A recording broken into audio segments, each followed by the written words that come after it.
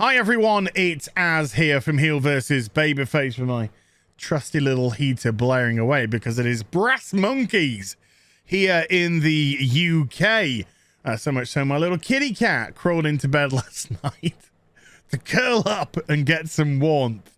But it's time for the review and ratings for last night's Doctor Who, Flux Part 4. I'm not spending any time looking at what the title of these episodes actually are, which means there are only 2 episodes left, and then we are down to the specials for Jodie, and then she's off. Thank God, is all I can say to that. So if you've seen the title, obviously you've seen the title. Yes, the ratings for last night's overnights are absolutely appalling. And the consolidated numbers from the week before are a horror show, an absolute horror show. But we'll get into those in a little bit. Let's get to the mini sort of review section where I just go over what I thought of the actual episode. And I must say, this is the first time in Whittaker's run of an episode that I've watched that it's actually felt like Doctor Who. It doesn't mean it was a good episode. There were good elements to it, absolutely. But because this show has so many fundamental problems, something which could invariably turn out to be highly enjoyable and interesting doesn't. And the main one, which I discussed either last week or the week before, was the fact that this is trying to... it's trying to broaden the story of the timeless children and the Doctor's mystery past, and I don't give 2 fucks. I don't give a shit about that at all. To me, it's not canon. To me, it doesn't belong in Doctor Who. I can only hope, because of this universe being over, whatever. I don't give a shit. I can only hope that this changes it, but I don't think it will. I honest to goodness don't think it will. I don't think that's the plan for Chibnall here. I think the plan for Chibnall here is to keep doubling and tripling and quadrupling down with whatever time he has left, and then leave it to Russell T Davies to do what he wants afterwards. I truly do. And so we also discover the ongoing fundamental problem with Doctor Who in this episode too, is that Chibnall has no idea what to do with the companions. None. Chibnall really doesn't know how to use the companions. Chibnall doesn't understand why the companions are there. He doesn't understand the worth of the companions. And so it's left to the Doctor to always find some additional cast members to banter off, to develop the story through, which doesn't involve, guess what, the companions. And it's quite apparent now after 4 episodes that John Bishop's character, sorry, I'll rephrase that, John Bishop's absolute lack of any character whatsoever is just a bit of a meme. I don't know why the guy's there. He doesn't bring anything to the show. Neither does Yaz. For that matter, they're just big question. They're just the person that asks the questions, which are more often than not fucking obvious. And so Chibnall doesn't treat its audience with any sort of respect that they have intelligence, based off what we often hear from them. And once again, in this episode, they were dumped away. They were dumped away to do pretty much nothing.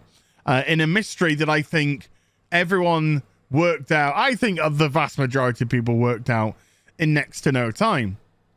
That said, when Whittaker was in the house next to the church with Claire, we've met back up with Claire. Remember Claire from episode 1? What did I say? Oh, the next time we'll see Claire will be episode 3 or 4 or something. Hello? Because let's just dump some stuff that it's gonna be meaningless until we actually get there. So we get Claire and we get I forget the actor's name, and I do apologize because he's actually a really good actor. We get her in his house, and he's some sort of scientist that deals with psychic phenomena. I'm not too sure psychic phenomenon, but But the story that went on within that house with the weeping angels was actually good. I enjoyed that. Legit enjoyed that. Even though Whittaker was there, and I gotta stress, if it was another doctor, if it was Eccleston, if it was Smith, if it was Tennant, if it was Capaldi, I think all of those doctors would have really elevated the material here from Chibnall.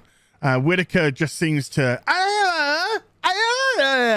her way through everything, which does make it highly annoying at the best of times. But I did actually enjoy the way that they tried to keep the weeping angels out. I did chuckle. I did chuckle when they started ringing the doorbell. and the guy went, "They're ringing the doorbell now." And I actually thought that was funny. I thought, well done, Chibs. You actually got a legit laugh out of me for that. The way that, they were forced back downstairs, the clever ways in which the weeping angels appeared through the picture, through the eye, which we've already seen, of course, with Amy Pond, through the, I want to call it a lie detector, but it's not, through the spectrograph, I don't know what they're freaking called, dot matrix. It's not even a dot matrix. But through that printing machine that printed the angel to come out of it, I thought they were all kind of clever methods of trying to bring the angels into the room. And the way that the angels spoke to the guy, I was actually very surprised that he was written with courage and with courage and compassion and bravery. And I'm like, holy shit, Chibnall, you do know that this guy's white. But there again, they offset that with an absolute garbage story about a young girl who got touched by an angel. No, not Rosenbaum. And she went back in time, which I think we realized because that woman in the church, I think we all realized that was the girl pretty early on. And her grandfather was looking for her with her grandmother. And yeah, he was a bit sharp and, kind of, I remember my granddad being a little bit sharp at times when he mellowed out. I mean, sharp around about 70. I mean, he mellowed out when he was in his 80s a little bit. But he could, you could always have that bit of the don't do that sort of voice. And it wasn't nasty and it wasn't anything like that. It was, it's just like trying to put a little bit of discipline into you. But this granddad who did absolutely nothing wrong, who was searching diligently for his granddaughter, was portrayed as some horrible, nasty person. And even when him and his wife were killed by the weeping angels because they were touched, went back through their remaining lifespan, and then they were touched again, so they had no more to take, so they died. And the little girl saying, "Oh, he was always nasty to me," and I'm just like, fuck off, just a completely unnecessary attack on a pensioner.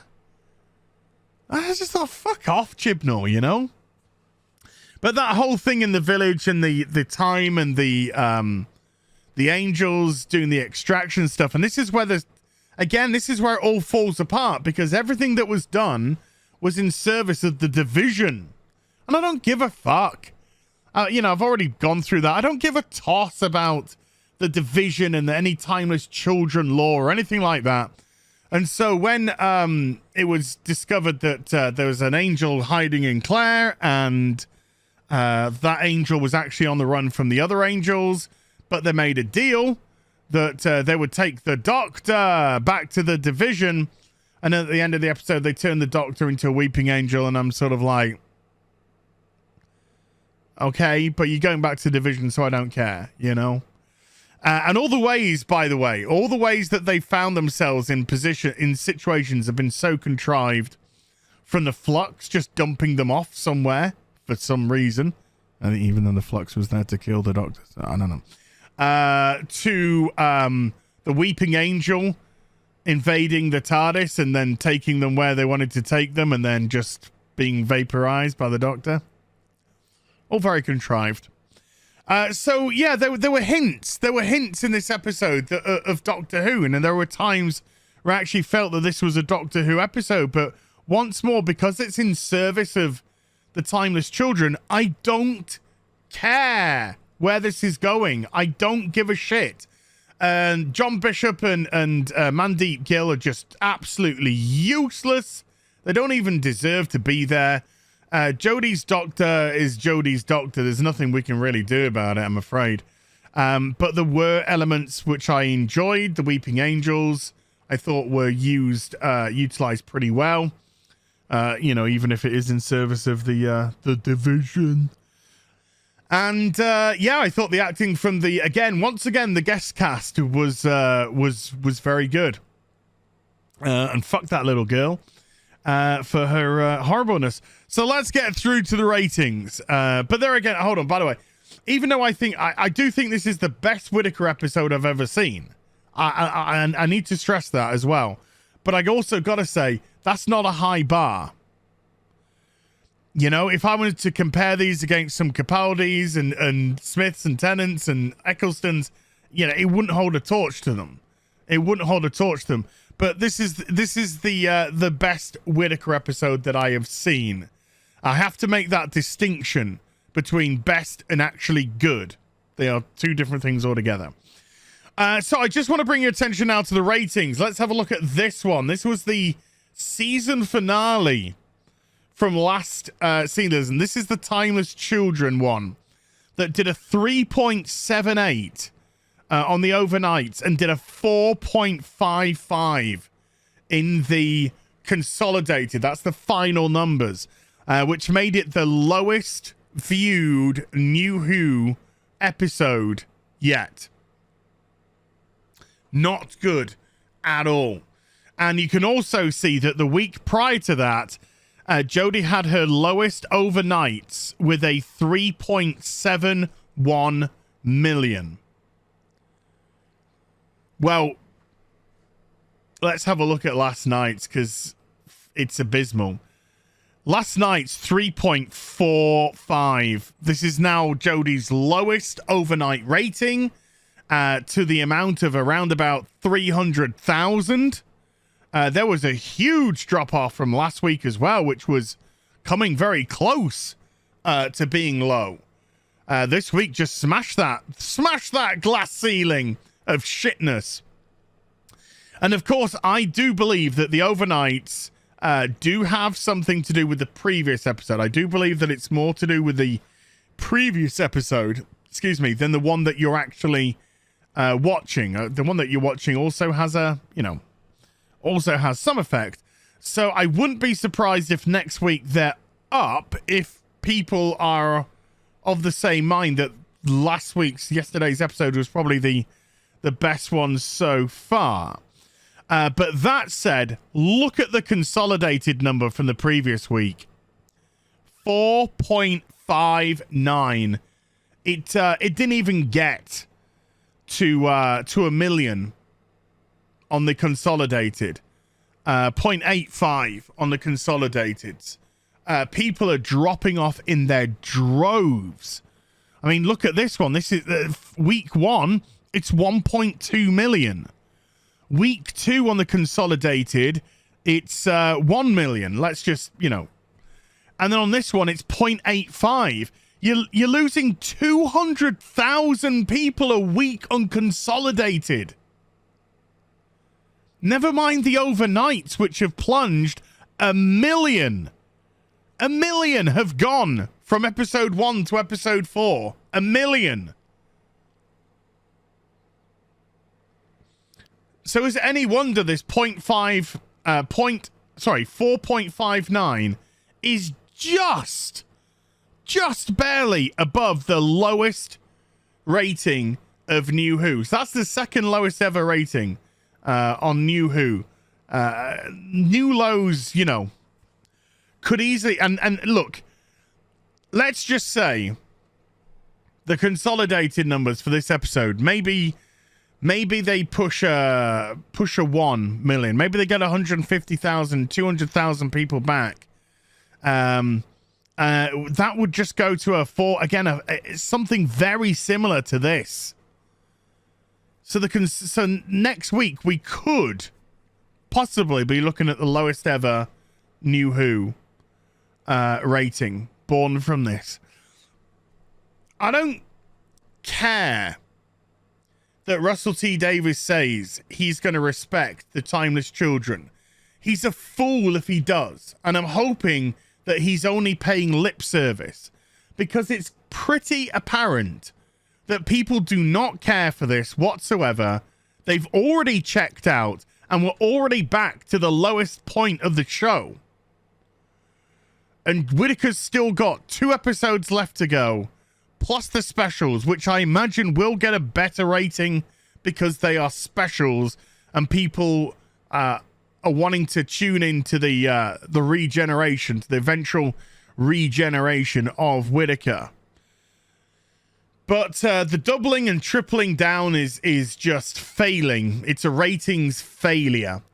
And that's because you took something and you destroyed it and you bastardized it. All in the name of the BBC being woke, and you can go fuck yourself. You can. You get everything you deserve. Hope you enjoyed the vid. If you did, do give it a thumbs up and also subscribe to the channel. Follow me on social media and YouTube for live streaming. Links, they're in the description box down below. And I'll be back with some more stuff very soon. You take care. Bye for now.